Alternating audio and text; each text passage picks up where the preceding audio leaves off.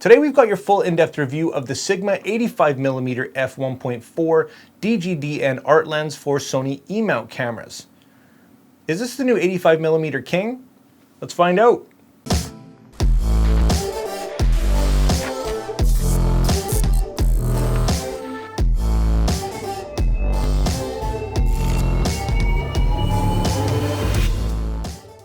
Welcome back, my friends, and yes, today we're checking out the new Sigma 85mm F1.4.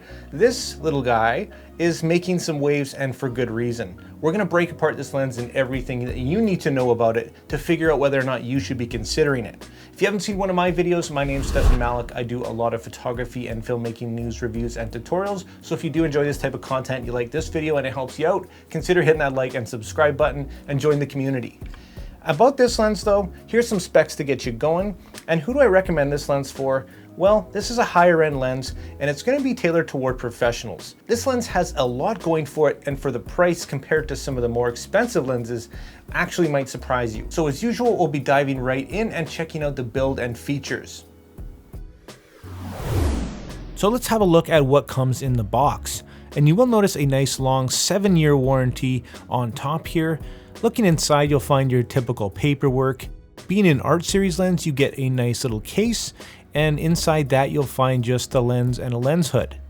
Now, like just about every other Sigma art lens, it does have a fantastic look and feel. It's a mainly metal quality construction that you can feel as soon as you pick it up. It measures only 5 3/4 inches long with the lens hood installed, and just 3 3/4 inches without. At 625 grams, it does have a little bit of heft to it, but for a 1.4, it's an excellent size and weight. On it, you'll find a convenient automatic manual focus switch, a focus hold button, an on and off click button for your aperture ring, as well as a little switch that does allow you to control the aperture switch in automatic or manual mode. The click button will allow you to choose between hard stops on your aperture or a nice smooth motion. This is going to be great for you video shooters. The firm and grippy manual focus ring gives you a confident and precise rotation. On the front, you'll find 77mm filter threads, along with Sigma's expected proprietary coatings, which do help with ghosting and flare. Inside, you'll find 11 aperture blades for outstanding performance, which we'll get into in a bit.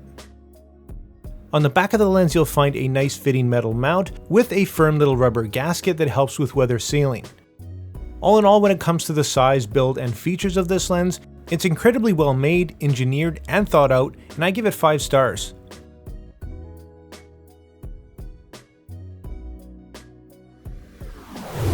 Let's talk value next. Now, the price point of this lens is a bit high. It comes in at an MSRP of about $1,200 US or around 1,550 Canadian dollars. Now, that is absolutely a chunk cheaper than the G Master, but there's also a lot of comparables these days that also have great performance. Take the similarly priced Batis for example. However, it is an f1.8. We've got the incredible value and performing Samyang 85 f1.4. Although not weather sealed, it does keep up pretty well. There's the tried and tested original Sony 85 f1.8, and definitely don't forget the old budget beauty Viltrox 1.8. There are a ton of options these days and more coming out all the time. So how do you justify the price of this lens when there's so many others to choose from? We're going to dive a bit deeper into that when it comes to performance, but as far as value is concerned, I give it 4 stars.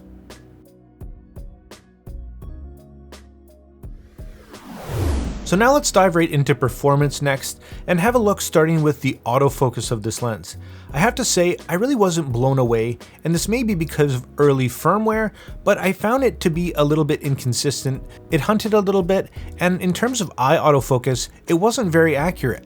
This was a little bit disappointing for me considering you buy these fast lenses so that you can use them in low light situations without issues.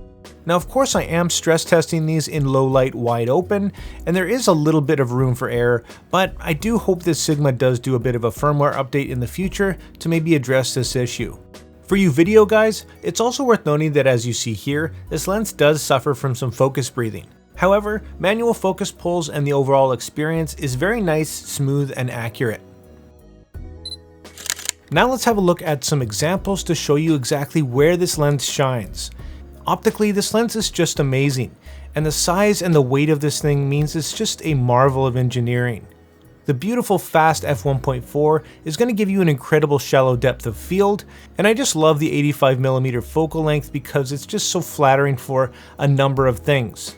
It's a dream portrait lens that gives you some beautiful background compression, and its 11 aperture blades mean its bokeh is just out of this world. And here's a few examples of that, as well as just what you can expect as you stop down. Regardless of what aperture you're shooting at, it's going to produce incredible results. Now, of course, this is an incredible portrait lens, but it's also got a bit of reach, meaning that you can get in and actually shoot the details. With a minimum focus distance of 33.5 inches, it's nothing to write home about, and the image quality does suffer just a tiny bit, but it's so sharp that you're really not going to notice unless you're pixel peeping. In terms of flaring, this lens does do a pretty decent job despite being a portrait lens. Unless you're really looking straight on a bright light source, it's going to manage it pretty well. Now let's have a more detailed look at the sharpness and optics of this lens. And you'll see right away that it does have some pretty heavy pincushion distortion here, which we'll get into. But as far as sharpness is concerned, even wide open at f1.4 here in the center, razor sharp. The corners, also an incredible performance. This lens is very sharp. Stop down for a bit of a noticeable improvement. Even in the corners, f1.6, f1.8, and f2.8, it just keeps getting better. Here we are at f4, still looking great, and I found for me the sharpest was at about f5.6. You can stop down further, f8, all the way to about f11, and from f11 to f16, you're going to notice a little bit of softness in the corners, and that's due to diffraction. Overall though, absolutely mind-blowing performance in terms of sharpness. So what about the distortion and vignetting?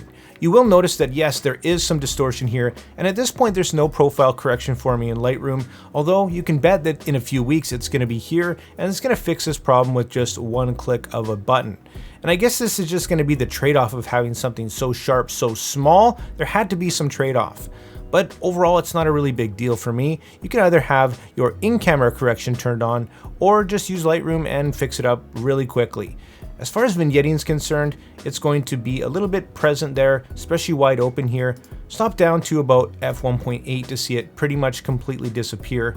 And the distortion, however, is going to be present through every aperture all the way up to f16.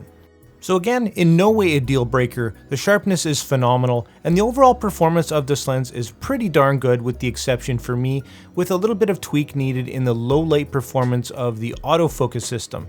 If you ask me, an autofocus lens is only as good as its ability to, well, autofocus. So in this case for now, I give this lens 4 stars for performance.